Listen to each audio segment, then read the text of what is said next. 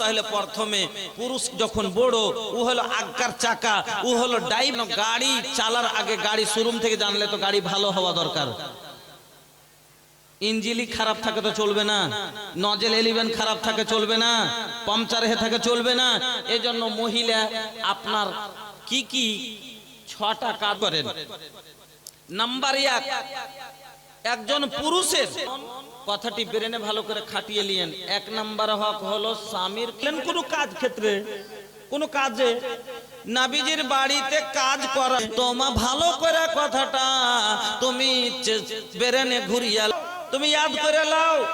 তুমি চিন্তা ভাবনা করো যে তুমি তোমার স্বামীর খিদমত করতে পেরেছো কিনা, জান্নাত যাওয়ার মতো খিদমত করে। আমার স্বামী তো মদখোর, মদ খেয়ে আসে, আর আসার পরে নিজে তো রোজা, রমজানের রোজা রাখেই না, নিজে রমজানের রোজা রাখে না।